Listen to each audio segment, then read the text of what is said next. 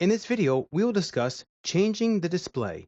If you'd like to follow on with this video, please open the file changingthedisplay.dwg located in the Working Files folder as discussed in the Working with this dataset video.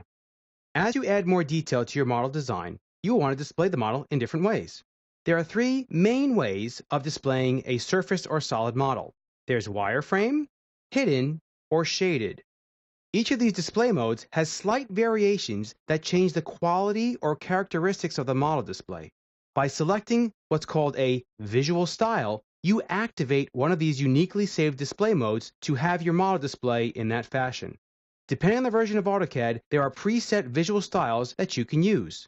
You can access visual styles in the Home tab in the View panel. You can also access them in the Visual Styles controls in the Viewport Controls area of the viewport.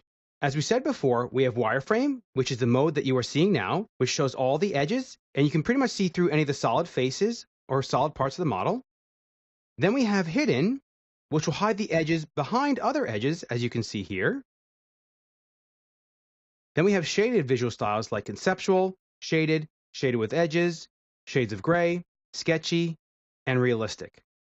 If we click on conceptual, you'll see that it's a very simple, solid kind of rendering with a little bit of X-ray that you can see through, but you can still see the faces shaded.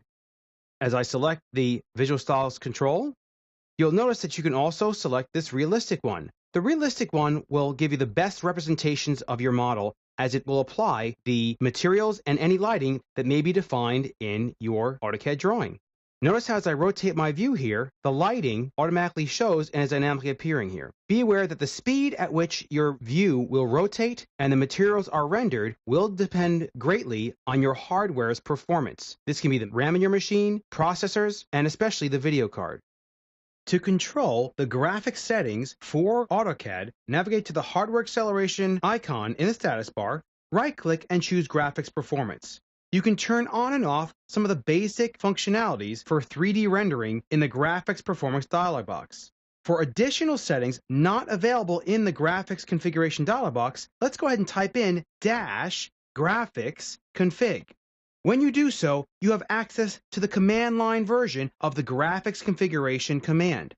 Click on the different options here to access some of the options not available in the dialog box to make your rendering experience a little bit easier if it should be too slow within AutoCAD.